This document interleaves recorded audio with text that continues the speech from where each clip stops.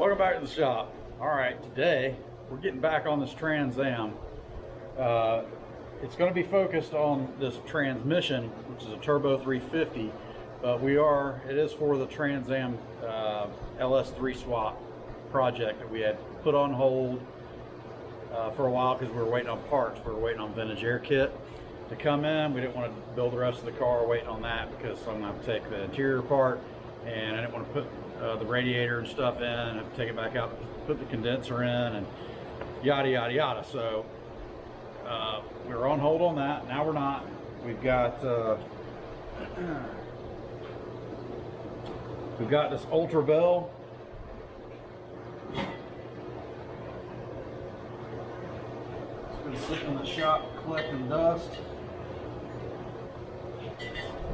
Talk here. All right, so we got an Ultra Bell. We're going to cut this bell housing off. So this old Pontiac Turbo 350 will bolt to our LS motor, our LS3. What we've got to do, we've got to take the dipstick out. We've got to take the detent cable out. We've got to take the converter out. We got to cut this bell housing back all the way to the pump. All right, so we're going to pop the converter out first. Get this out of the way. Got a pan under it just to lose some fluid here. Came out nice and clean.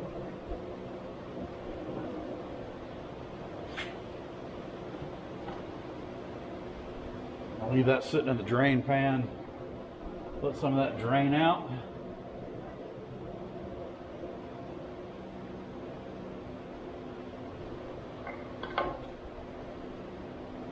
Flip her around. Get this cable out of here.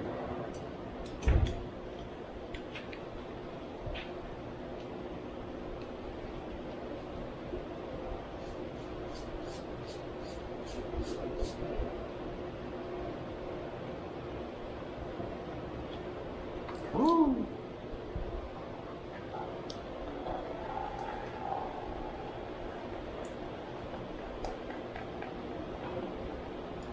Put out her fluid. Let her drain it. Always making a mess.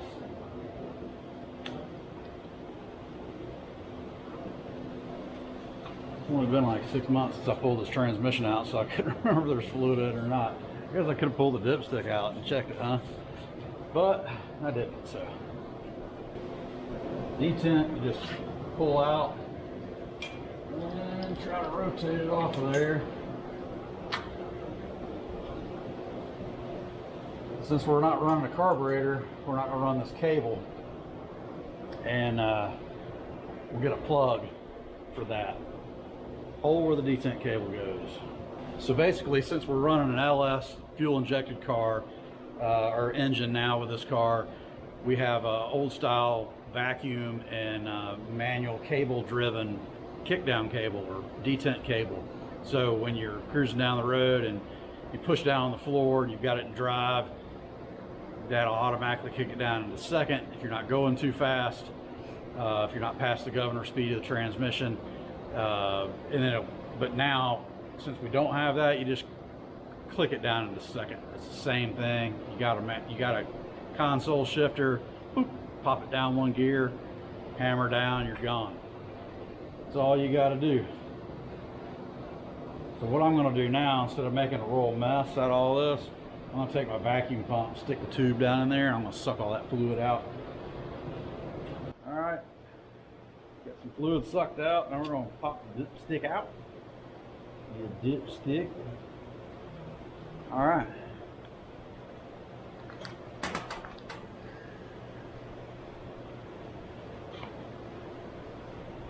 There's some measurements you can take in the back of the tail housing to the front, and I gotta dig those up because I forget what they are. So the JW Performance transmission comes, where'd the camera go? All right, there you are. Comes with some instructions. Basically tells you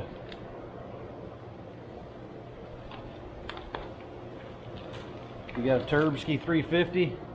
You cut 15 and an 1/8 inch. They're calling it the Sawzall method. I'm going to use my die grinder. It says, note, it is necessary to remove the pump during this operation. Do not allow metal shavings to enter the transmission. Cover all openings. Do not cut below the top rail or the top of the fuel pump. Not fuel pump, just the pump, front pump. So you're basically cutting to the back of that lip, and you're going to have to cut across the front, which this has got an aftermarket pan on it. There's not a whole lot to take off right here. You don't want to cut your bungs out for your pan bolts, so you got to leave all that intact. So you're cutting this bell housing off here. This is probably going to be the hardest section through here, because you don't want to cut your pan. It's got an aftermarket aluminum pan on it. You don't want to cut into your pan, so I'll probably cut across here.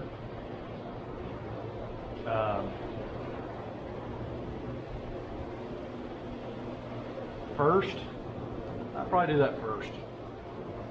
And across here.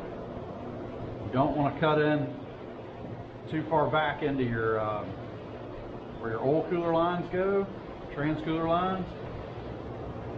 Yeah, the transmission's a little dirty. It was in a car for a while. It has been built though, and to my knowledge, it's still a good transmission.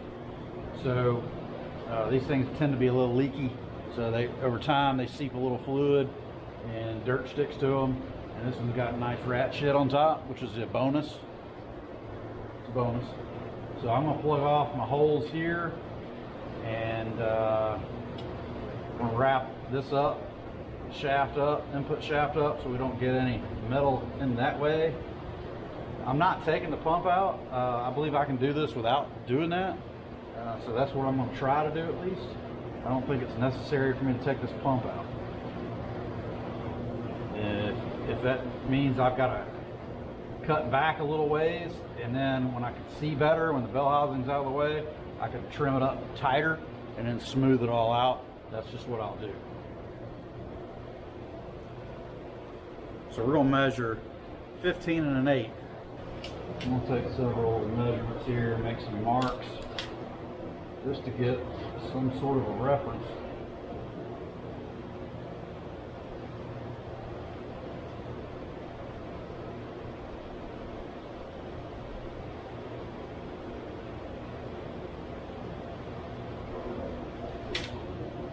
No, we don't want to be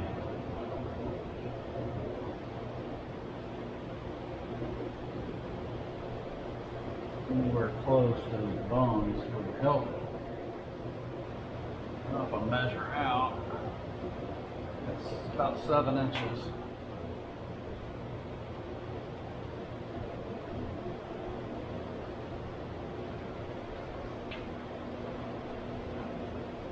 That lines up with my marks here.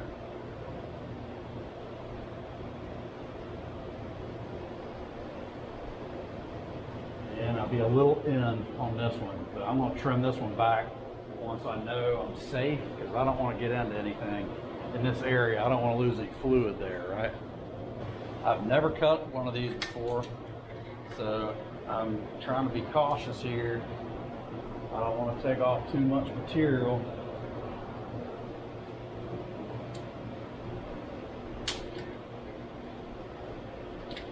Be easier with another set of hands. Smaller freaking tape. I'm not gonna try to mark into there because it's pretty greasy. Alright, so we've got our holes blocked off. I got the shaft blocked off. Yeah, it looks like a big blue shaft. We're gonna got my die grinder, of course I got my shield. These wheels tend to fall apart, so I'm gonna wear some gloves, plus the die grinder gets cold when it's spinning at high RPM. And I'm just trying to use some protection here. Hopefully these wheels don't fly apart on me. And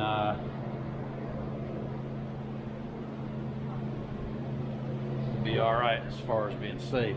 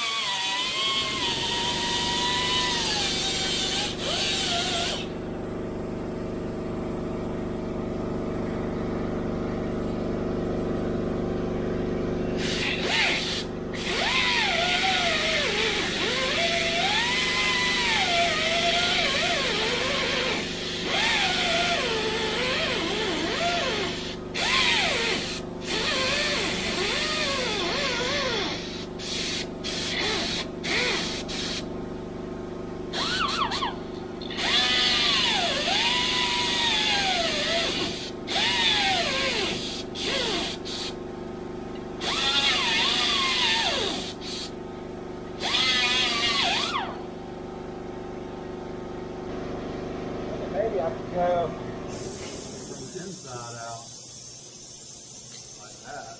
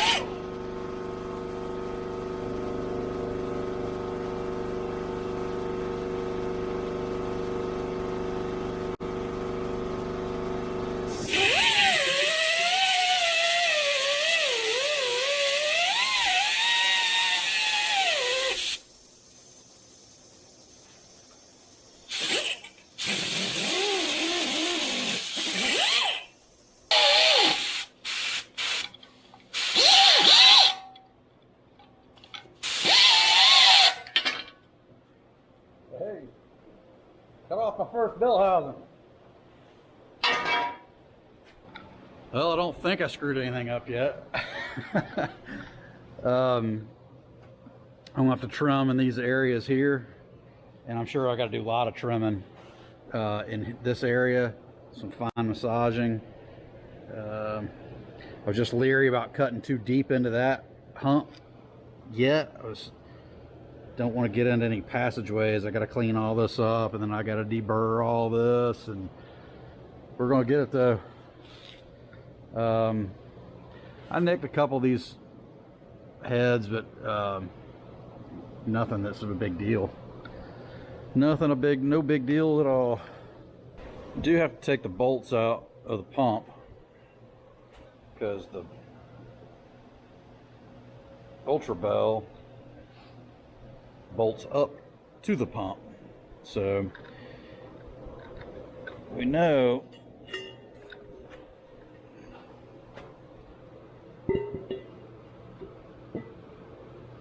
we've got to get a good portion of that off of there. I was just really cautious not to get into anything.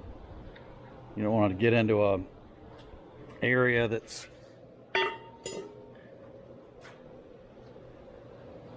going to get into any oil passages or anything like that.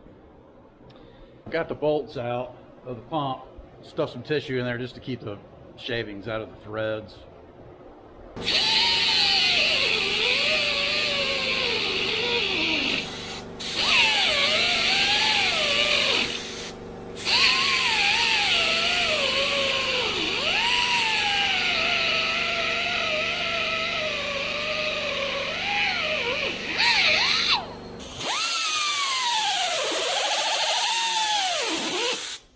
Okay, so I've got pretty much everything cut down as close as I can get it with just the Ziz wheel, die grinder, or whatever you want to call it, angle grinder. So now I'm going to take just like a Scotch-Brite pad on this angle grinder and just going to smooth up my cuts and just make it smooth, and then I should be able to clean it up, and we're going to smooth up the edges. Then we're going to clean everything up and then bolt our bell housing on, and should be done with that. I got to get a plug for the detent cable. Then I'm going to stab it back up in the car, and we'll move on to our next step. Once it's back in the car, I'll probably drop the pan when it's hanging in the car, and I'll put a new filter in it, clean the pan out. And that should be it for this transmission. Then we'll move on to the fuel system. So, all right, I'm gonna buff all this out.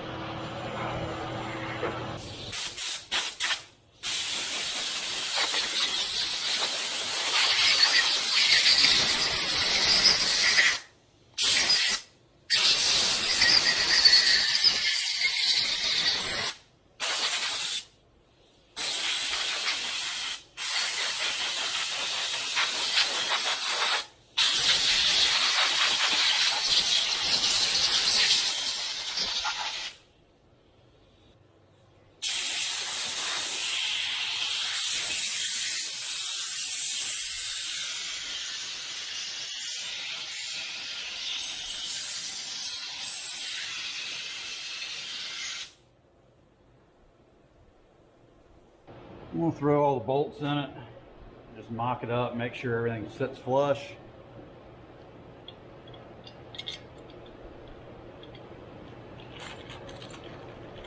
I believe I've got clearance everywhere pretty good, but I just want to double check before I put seal, because they want you to put sealer on these, and there's O-rings that go on the back side of the case or the bell housing.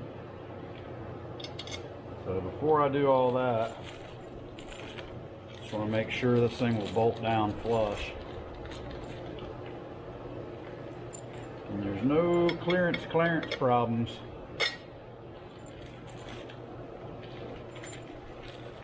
Little mock up. And if you're looking to do this, you need to put an Ultra Bell on one. This is not hard. It just takes a little time. I did it all with a die grinder. I mean, you can do it with a Ziz wheel. Something on the lens. You can do it all with a die grinder. They say you can do it with a Sawzall. I don't like Sawzalls that much, so I don't use them unless I have to.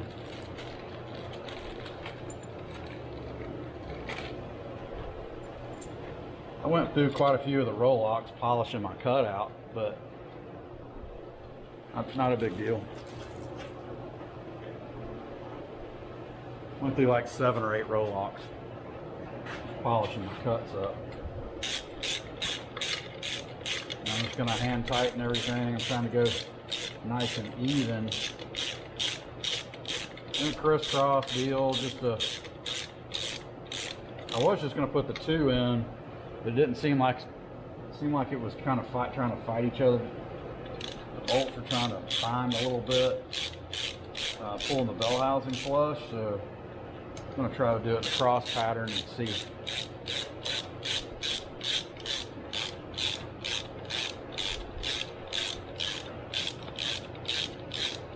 You don't want your bell housing crooked on the transmission. That's for sure. And I cleaned my threads out with brake clean and air, compressed air. I didn't film that, I don't think. I didn't chase them with a tap, but for the most of the time I had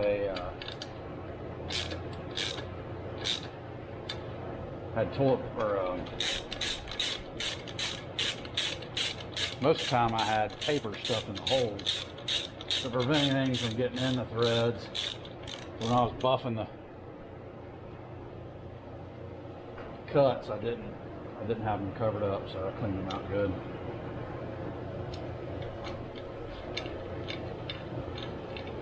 I know that's not exactly a crisscross, but I'm not tightening them yet. Just getting them kind of snugged up.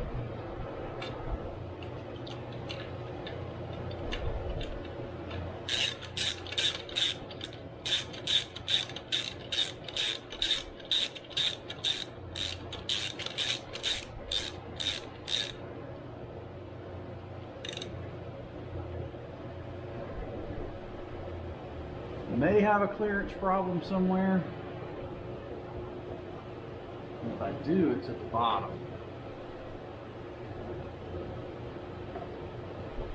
Don't see a clearance problem anywhere.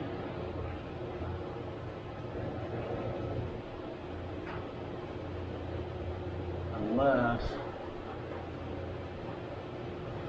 we'll pull it all the way off and see if there's any marks. Okay, I got the gaps right. I had a little gap and I could see the shaft of the bolt. And what was going on was these little washers right here. They were stuck to the front of the pump. They go on the original pump bolts, and they were not allowing the bell housing to sit flush against the pump, so I had to take them off. No big deal.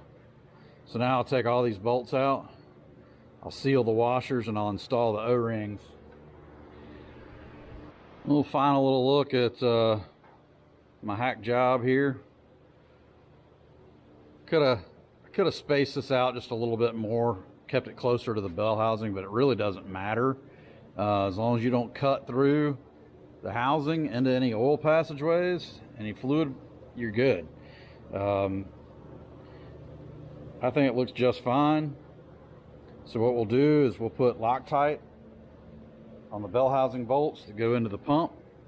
It calls for red Loctite, calls for a sealer on the washer. Then there's an O-ring that goes on the back side here. It says to hold the O-rings in with a trans jelly, which is just Vaseline. It's just to hold the O-ring in place. And you slide it up. So I'll put the O-rings in. I'll slide the bolts through with a sealer on the washers to make sure the O-rings stay in place. And then we'll line it all up, put it on for the last time, hopefully. Okay, so we're in the final stages now of getting this bell housing adapted to the Turbo 350 so we can bolt this up to the LS3. Okay, we've got these O-rings that go in these grooves, and this is the surface that goes to the transmission pump. We established earlier that the little washers that came on the bolts, the original bolts to the pump, would not work, so we got our O-ring kit. It says use some Transgo jelly, which I've got right here, which is the same thing as Vaseline. So if you can't get a hold of some Transgo jelly, just use some Vaseline. It's probably just as cheap. It's probably cheaper, if I have my guess. I'm not sure, but haven't priced it. So we're going to take just a little bit and coat our O-rings. Drop them in the hole. I don't want a whole lot on here because I've got to put sealer on the other side. And I don't want this Vaseline to go through that hole and prevent my sealer from actually sealing the washer to the other side of the bell housing so we don't get any kind of fluid leakage.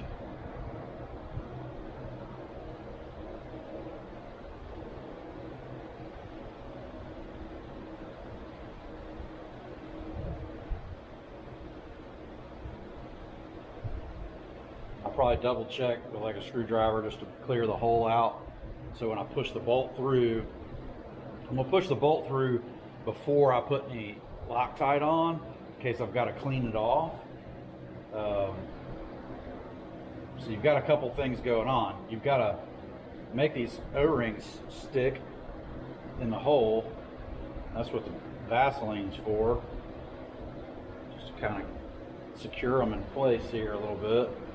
But you've also got to put red Loctite on the threads of the bolts.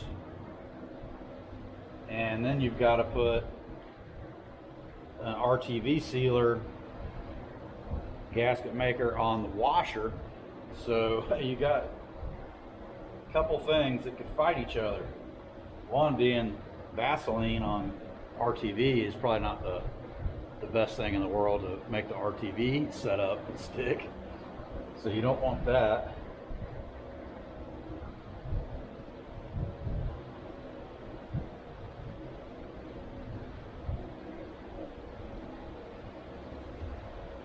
And I'm missing an O-ring. How lovely. No, I wasn't missing it. I just dropped it in trans jelly. I must have picked up two at the same time, dropped it in there. Didn't see it. No biggie.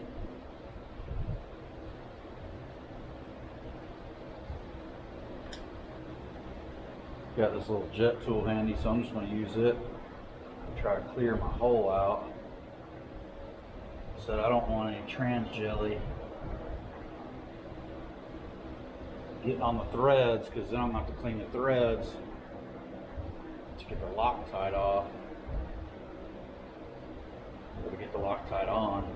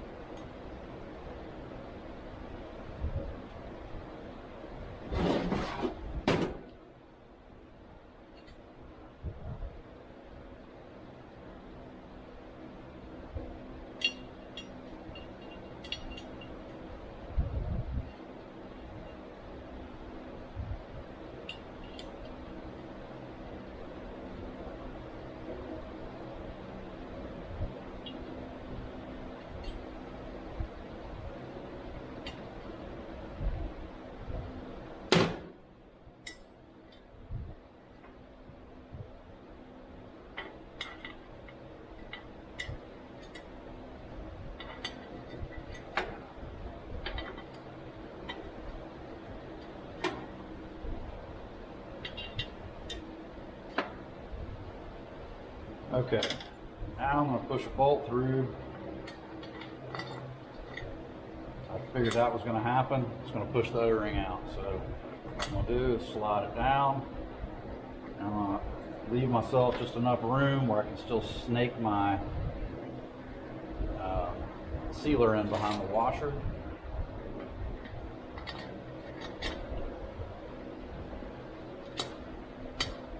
I'm going to have to wipe these threads off because there is just a little bit of Vaseline on them.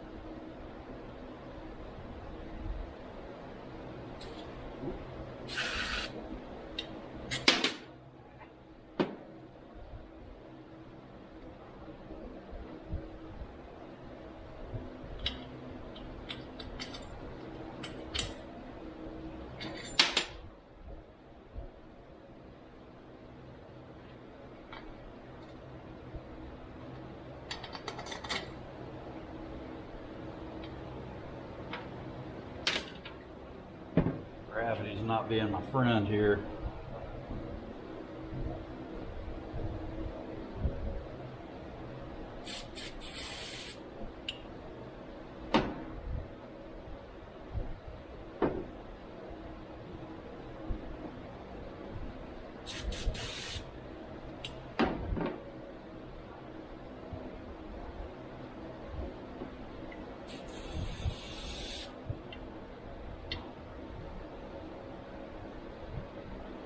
See, those threads are kind of dirty for me running them in and out of the holes during mock-up.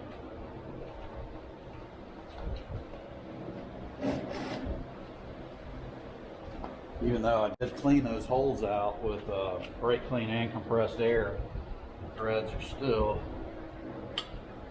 kind of nasty. So it's a good thing we clean them off. I'll make sure there's no Vaseline on there. And you don't want a bunch of residue on there. So your thread locker's not going to really do its job. Okay, I think that's good enough.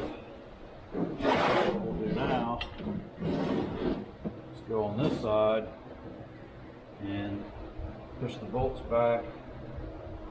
Try to get our washer pulled back, and I'm going to put a little bit of thread sealer or RTV behind it and let it mush out a little bit.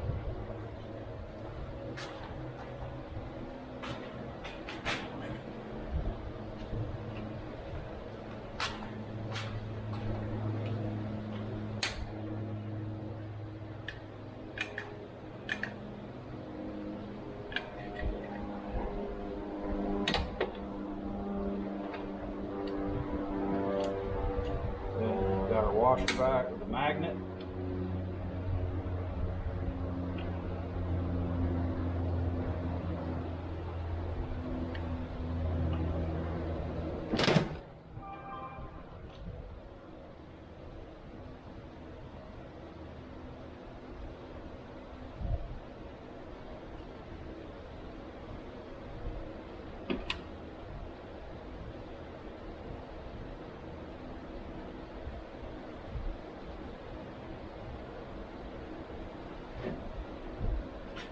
Okay. I'm gonna move fairly quick so this stuff doesn't set up too fast.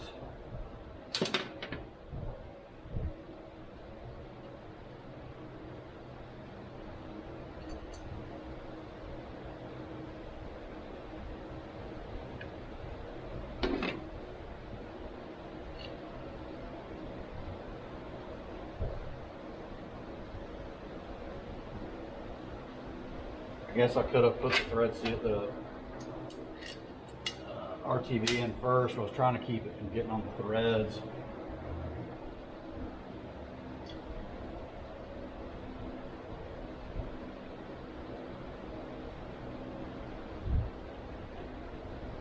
All right, row rings are in place, or bolts are in place, we're sealed up. We need some thread locker.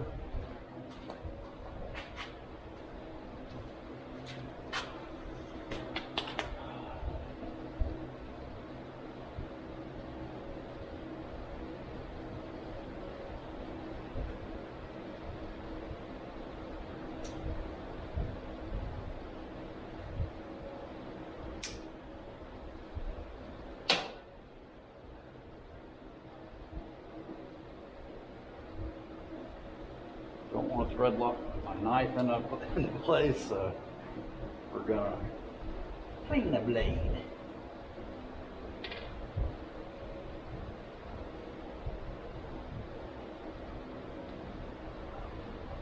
Put a little drop on each thread.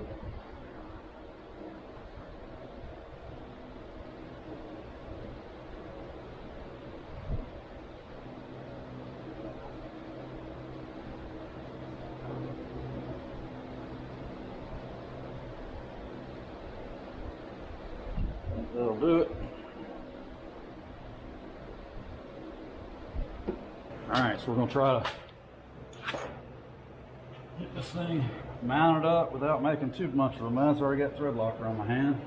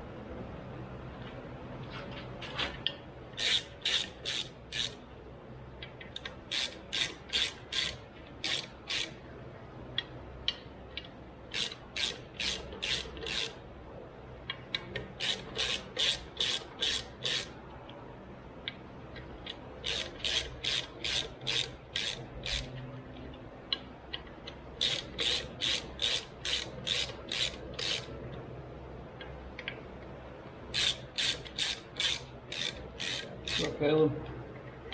I am filming. I am filming.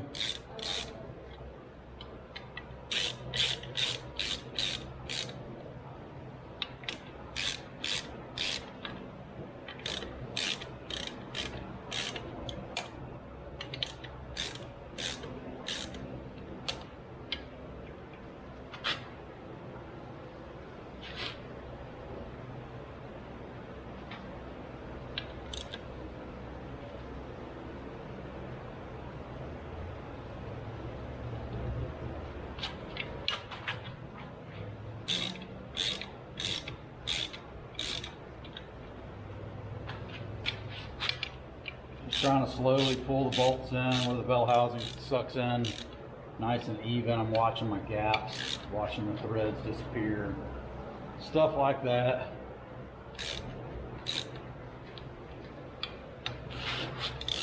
It only gets 20 foot-pounds of torque, so it doesn't get hammered on. That's probably why they want you to use thread locker.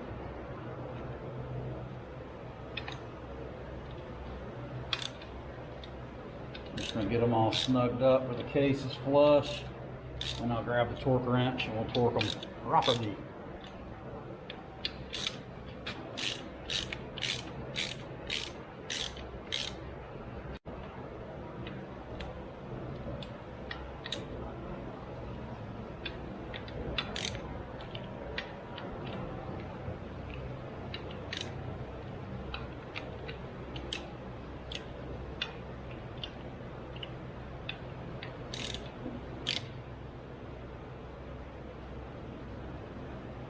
All right, I don't see any gaps. They're good and snug.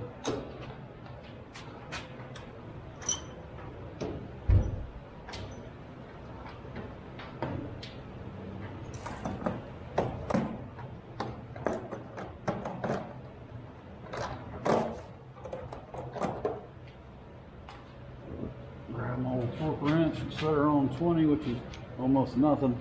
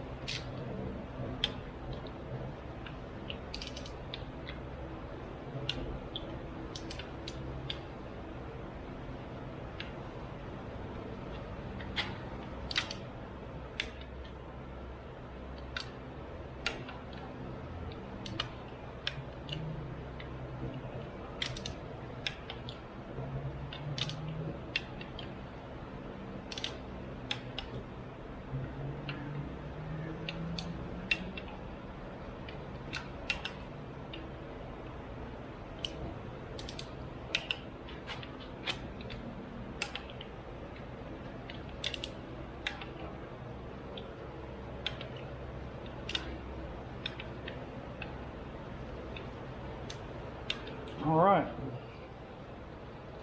there you have it.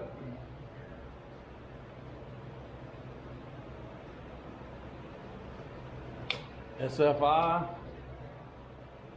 nice and thick, good strong bell housing. We can throw some power to that, no problem. All right, so that's going to wrap up this one. If you have any questions, feel free to drop them in the comments. If you haven't subscribed, please hit the subscribe button down in the corner. Give me a thumbs up. We're trying to grow the channel. More and more hot rod stuff will be landing on the page. We're going to be going to the drag strips more, the car shows more, all that kind of stuff. General repair work will still be on the channel. Barbecue will still be on the channel. We got all kinds of stuff to do and film and entertain you guys, right? So there you have it. If you're scared to do this yourself, don't be. It's really not that hard. I did it all with a die grinder.